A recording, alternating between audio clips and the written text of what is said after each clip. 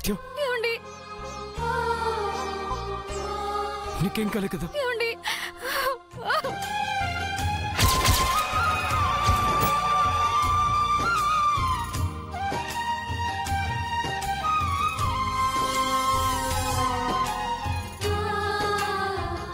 మీకేం కాలేదు, మీకేం కాలేదు.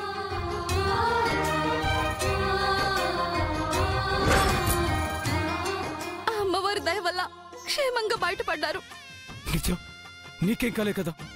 నువ్వు క్షేమంగా ఉన్నావు కదా? నాకేం కాలేదండి. నా వల్లే మీకు ఇలా అయింది. నన్ను కాపాడబోయి మీకు ప్రమాదం జరిగింది. తప్పు జరిగిందండి. నన్ను క్షమించండి. లేదు నిత్యం, క్షమించండి. నిత్యం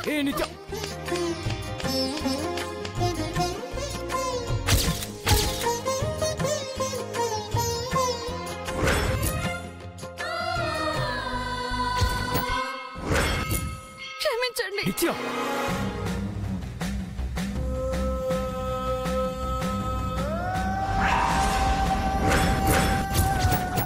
ఏంటిది? ఈ చేతి గాయమేంటి? నువ్వేం తప్పు చేసావు? చేశానండి. మీ పాదాల చెంత ఉండాల్సింది పోయి మా అమ్మ మాటలు విని నా దగ్గరికి మిమ్మల్ని రప్పించుకున్నాను. ఇక నేనెవరి మాట విననండి. మా అమ్మ మాటలు కూడా వినను. మీ మాటే వింటాను. మీరే చెప్తే అది చేస్తాను. మీ వెంటే ఉంటాను.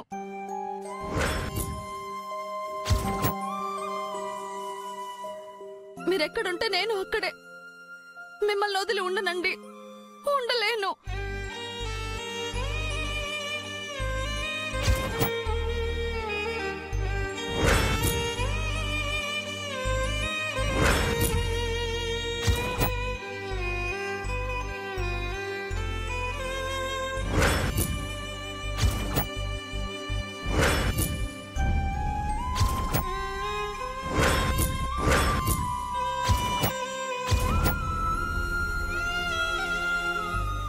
నా తప్పు నేను తెలుసుకున్నానండి. మళ్ళీ ఈ జన్మలో తప్పు చేయను. నేను మీ భార్యనండి. మీ మనిషిని. మీకు మాత్రమే సొంతం. మన ఇంటికి వెళ్ళిపోదాం.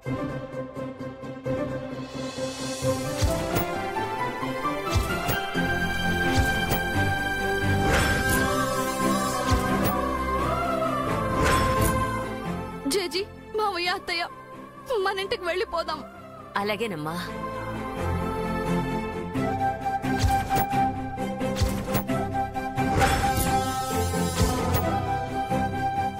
నా తప్పు నాకు తెలియజెప్పి మిమ్మల్ని కాపాడిన అమ్మ ఒకరున్నారండి. రండి, చూపిస్తాను. రండి.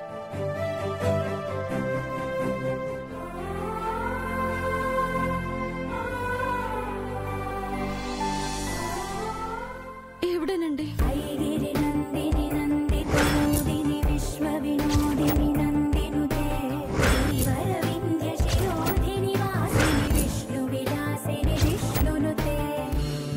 అమ్మా, మీ వల్లే నా మాంగళ్యం నిలిచింది. నా పసుపు కుంకాలు నాకు దక్కాయి. జన్మ జన్మలకు మీకు రుణపడి ఉంటానమ్మా. మీకేమిచ్చినా తక్కువే.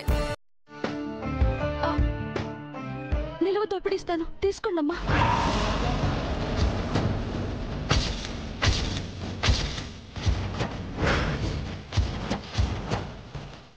వద్దమ్మా.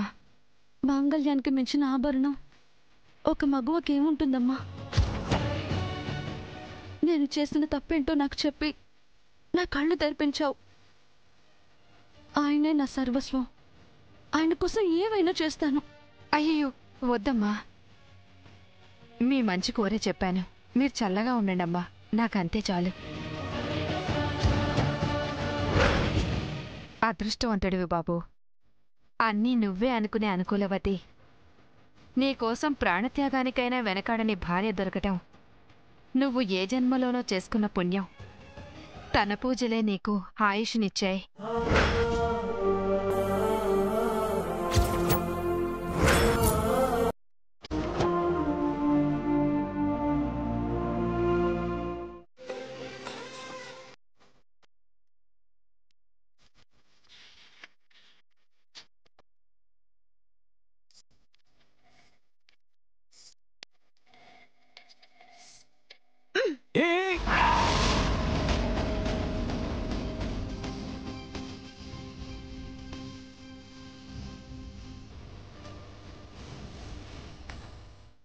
ఏంటిది?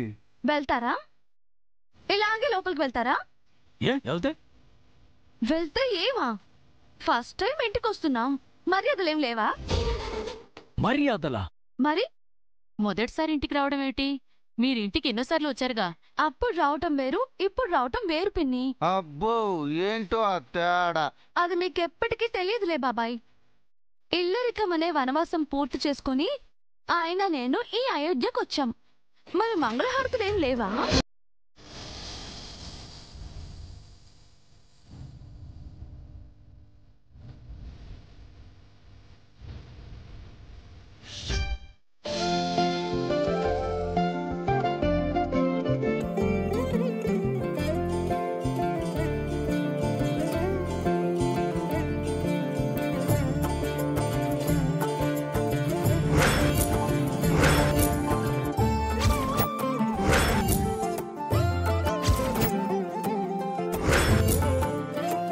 ఏంటి చారి గారు, మేడం అప్పుడే మీరు ఆర్ఆర్ మ్యూజిక్ ఊహించుకుంటున్నారా? అంటే మీరు ఆ రేంజ్ వెల్కమ్ ఎక్స్పెక్ట్ చేస్తున్నారా మేడం? నువ్వు చెప్పింది నిజమేనమ్మా. ఇన్నాళ్ళు జయి నువ్వు లేని ఈ ఇల్లు సీతారాములు లేని అయోధ్యలా చీకట్లో ఉంది. ఇప్పుడు మేము వచ్చేసాంగా జడ్జి. చీకటిని తన్ని తరిమేస్తాం, చిరునవ్వులనే వెలుగులతో నింపేస్తాం. అవునమ్మా, మీరొచ్చి రాగానే ఈ ఇంటికి కళొచ్చింది. మన ఇంటి దీపాలకు హారతి దీపంతో స్వాగతం చెప్పు కల్పన. ఈ స్వీట్ మెమరీస్ ని సెల్ ఫోన్ లో బంధించాలి. సార్ మీ సెల్ ఫోన్ ఒకసారి ఇలా ఇవ్వండి.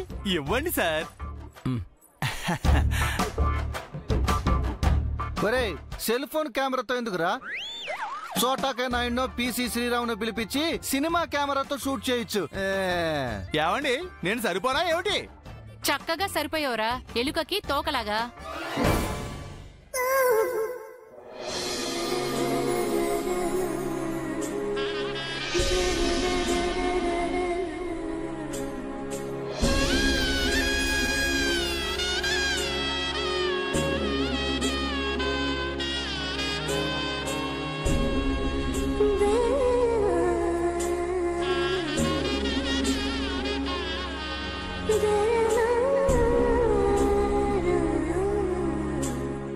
కుడికాలు ముందు పెట్టి లోనికి రండి. హారతి అయింది కదా, ఇక లోపలికి పద. రాను.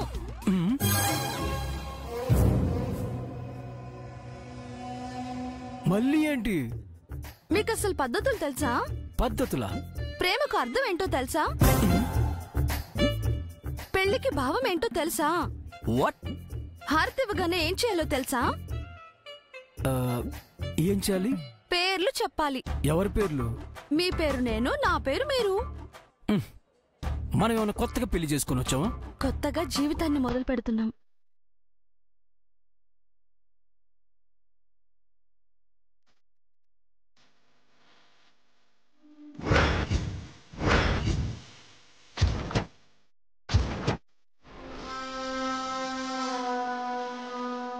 జయజీ, నేను మా ఆయన జయసూర్య వచ్చాం. నేను చెప్పేశాను, మీరు చెప్పండి. బంగారం, నువ్వు మామూలుగా లేవుగా. మాట మార్చకండి, నా పేరు చెప్పండి. నేను నా తింగర్ బుచ్చి వచ్చాం. చాలా పదా. రాను. ఇంకా ఏంటి? కొన్ని షరతులున్నాయి. షరతులా? అవును. ఏంటమ్మా అవి? నాకు ఆయనకు ఎప్పుడు తొలి రాత్రి జరిపిస్తారో చెప్పండి.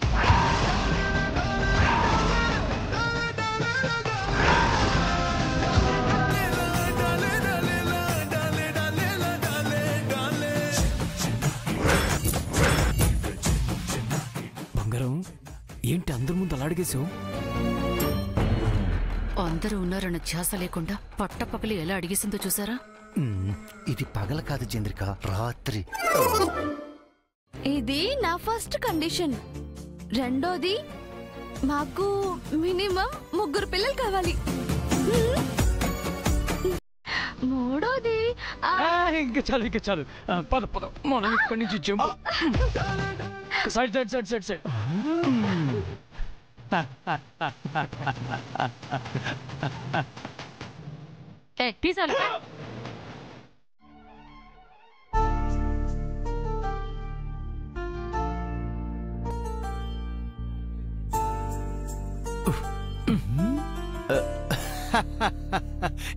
ఏమిటి సార్ ఎక్సర్సైజ్ చేయాల్సిన టైంలో వంట చేసి వంట చేయాల్సిన టైంలో వ్యాజ్లైన్ రాసుకుంటున్నారు? మొన్న చలికాలంలో వర్షాలు పడ్డాయి. ఇది అంతే. అంతేలేండి, ప్రకృతి వైపరీత్యం. మీకు చలికాలం వచ్చింది. నీ భాషకి ఏ రోగం వచ్చింది? చలికాలం కాదు, చలికాలం.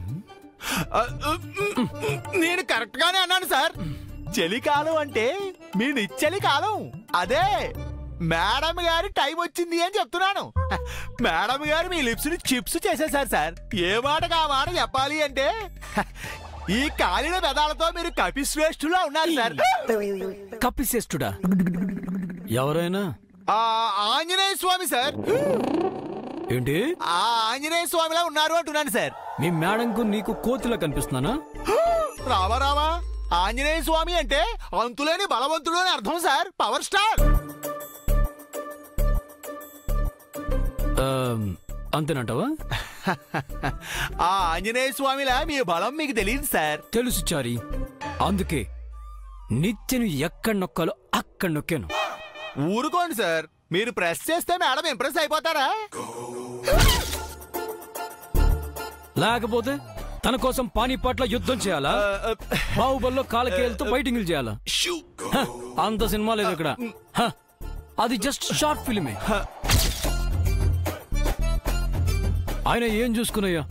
మీ మేడం ఇన్ని రోజులు మెట్టు దిక్కుండా బెట్టు చేస్తుంది. భూమికి 4 అడుగులు ఎత్తుండదు గాని అంతటెక్క. అది నన్ను కిస్ చేయాలంటే నిచ్చనేసుకోవాలి. నేను కిస్ అడిగితే ఏదో పిట్ట మొహం వేసుకుని మూతి ఓ తిప్పేసుకుంటుంది. అయినా అదేమన్నా జోదా అక్బర్ అనుకుంటుందా, లేక ఝాన్సీ లక్ష్మీబాయి అనుకుంటుందా? జస్ట్ యావరేజ్ ఫిగర్ అంతే. నేనేదో జాలిగుండు ఉన్నాను కాబట్టి లవ్ చేసి పెళ్లి చేసుకున్నాను.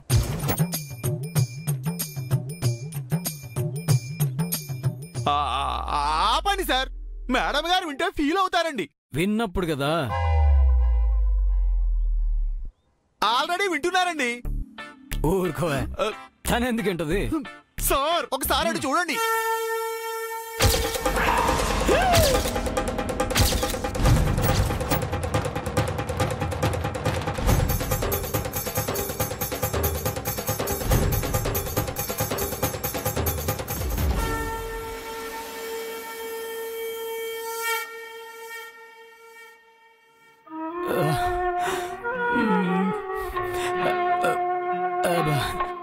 అంతా వినేసింది చరి.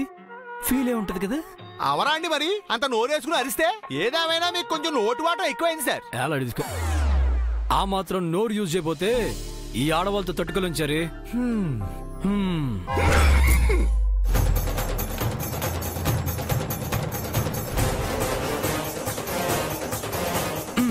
లౌడ్ స్పీకర్ లాంటి మీ మేడంతో అస్సలు పడలేము.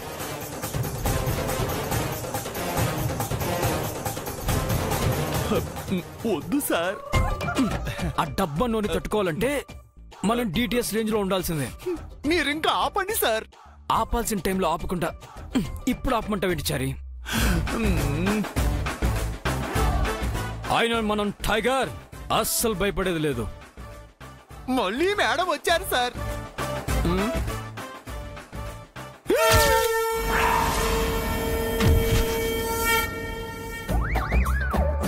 ఈ పరిస్థితుల్లో నేను ఇక్కడ ఉండకూడదు. నేను జంపు. నువ్వెక్కడికి వెళ్ళావురా? ఇది మాయమైంది. అమ్మాయి అమ్మా బాబా, ఇంత బరువును అంటే నిత్యం ఏంటిది?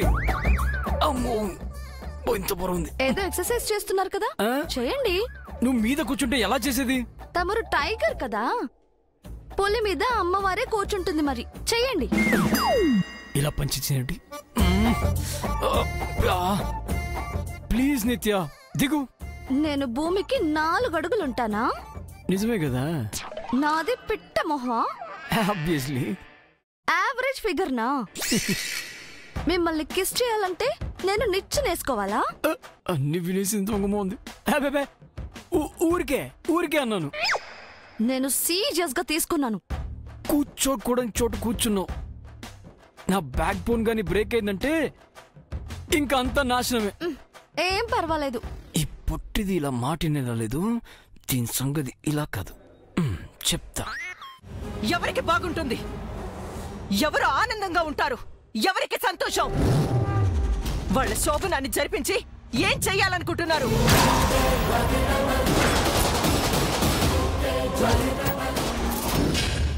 పెద్దవారేనా మీరు? మీ అనుభవం, మీ జ్ఞానం, మీ బుద్ధి ఇవన్నీ ఏమయ్యాయి? మతుండే ఈ పని చేస్తున్నారా? స్వరూపు గారు, ఏ మీ పెద్దరికాన్ని ప్రశ్నిస్తేనే మీకు ఇంత కోపం వస్తుంది? మీరు నా అమ్మతనాన్ని కాలు రాస్తుంటే నాకెంత కోపం రావాలి? నేనేం చెయ్యాలి మిమ్మల్ని? ఏం మాట్లాడుతున్నావమ్మా? మీకు తెలుసు, తెలిసే అంతా చేస్తున్నారు. ఒక ఆడపిల్ల జీవితంతో ఆడుకుంటున్నారు. అన్యాయానికి, అధర్మానికి ఒడగడుతున్నారు.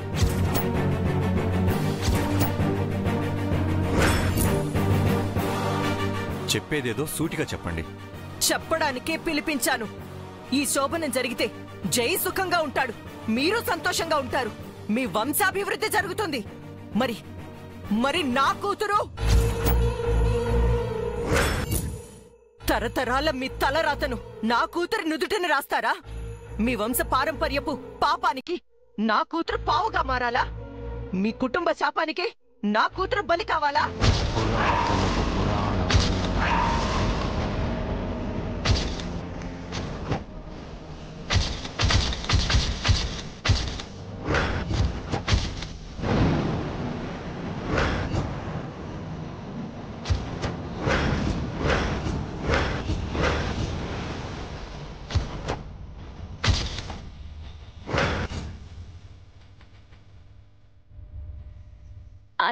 అంటే నీకు ఎప్పుడో తెలుసు.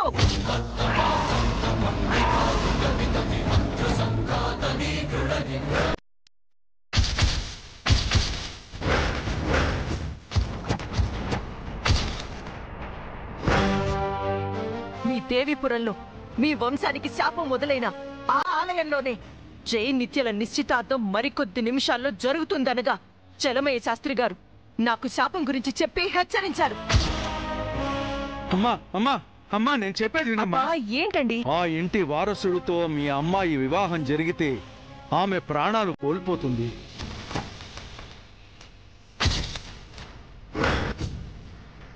జరగబోయే నిశ్చితార్థాన్ని ఆపాలని నేను వచ్చే లోపే అంతా జరిగిపోయింది.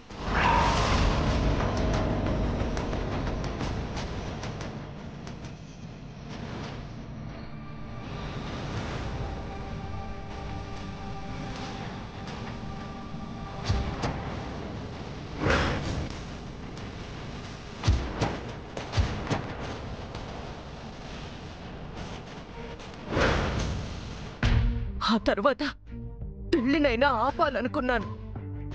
జై నిత్యల ప్రేమ ముందు ఓడిపోయాను. ఆ పెళ్లి జరిగిపోయింది.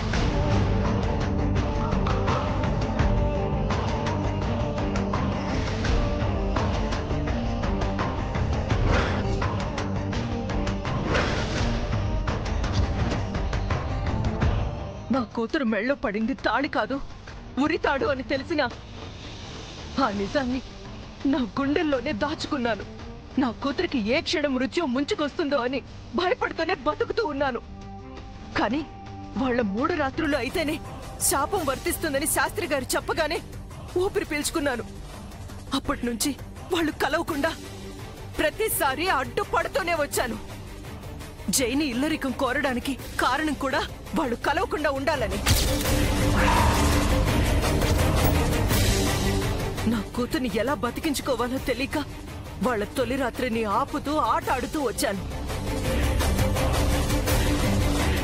ఇప్పుడు ఇక మీ వంతు, మీరే ఆడాలి. బాల్ మీ కోట్లోనే ఉంది. మీరే ఈ శోభనాన్ని ఆపాలి. నా కూతురి చావుని ఆపాలి. నా కూతురు నిండు 100 ఏళ్లు బతకాలి. అంతే.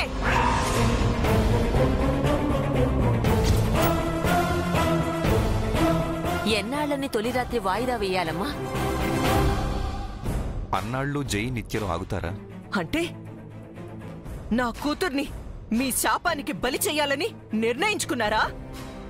అది కాదమ్మా, ఈ శోభను జరిపించడానికే నిర్ణయించుకున్నారా? మా ఉద్దేశం అదే మీ ఉద్దేశం అయితే శోభనానికి ముందే శాపం గురించి జైతో చెప్పేస్తాను.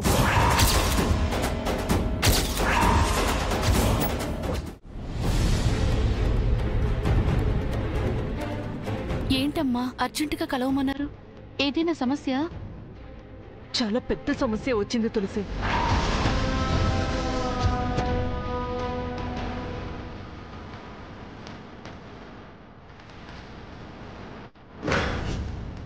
ఆత్మగౌరవం లేని చోట నా కూతురు ఉండదు, ఉంచను. ఇప్పుడే నాతో తీసుకెళ్ళిపోతాను. డైవర్స్ నోటీస్ మీద నిత్య చేత సైన్ చేసి పంపిస్తాను. ఫస్ట్ నైట్ ఆపాలని నేను ప్రయత్నిస్తుంటే మంగ వేషంలో నిత్య వచ్చి ఎలాగైనా ఫస్ట్ నైట్ జరిపించమని పెద్దావిడ దగ్గర మాట తీసుకుంది.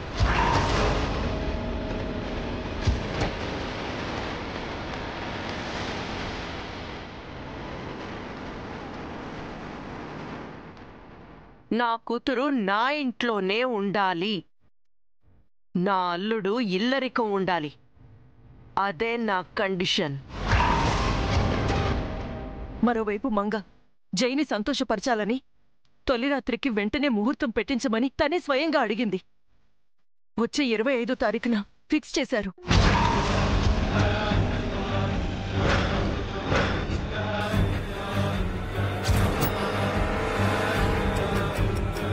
బేబీ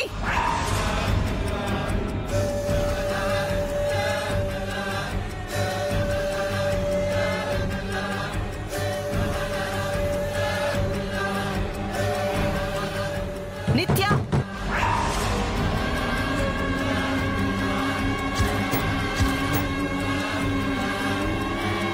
మరెలాగమ్మా? జరగబోయే దారి నన్ను ఏ విధంగా ఆపుతారు?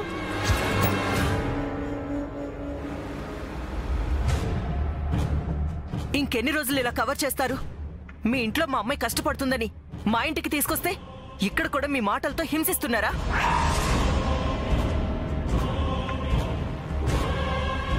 దీనంతటికి పరిష్కారం ఒక్కటే తులసి, మంగకి నిజం చెప్పడం. నేనే తన కన్న తల్లినని చెప్పేస్తే అంతా తనే చూసుకుంటుంది.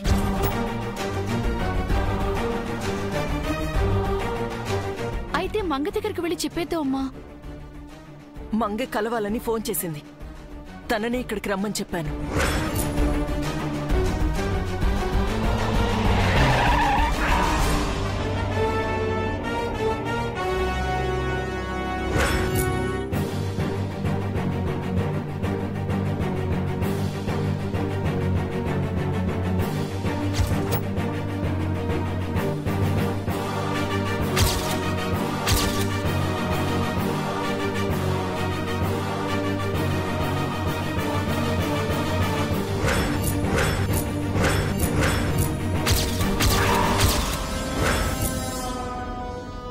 మంగా, ఏంటమ్మా? ఏంట స్పీడు? నీకేమైనా అయితే? ఇంకా ఏం కావాలి స్వరూప శ్రీనివాస్ గారు?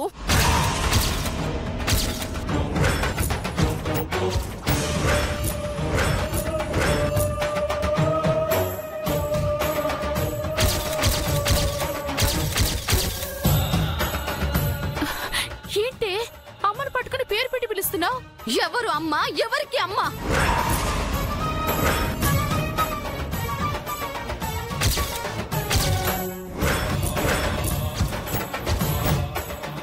తను అమ్మ కాదు, రాతి బొమ్మ. మంచుతనం, దయ, జాలి, కరుణ, కనుకరం ఏమీ లేని కఠిన పాషాణం. తన ఒంట్లో ప్రవహించేది రక్తం కాదు, కాలకూట విషం.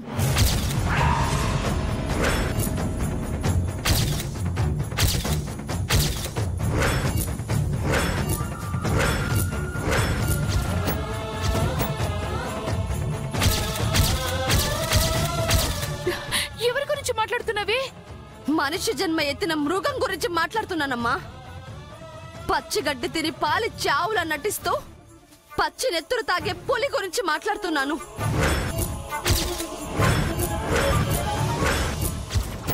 మంగా!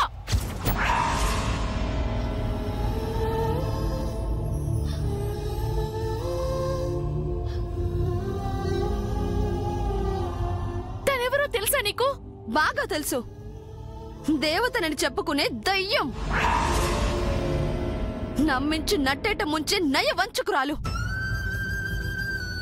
మనుషుల ప్రాణాలతో చెలగటమాడే నరహంతకురాలు.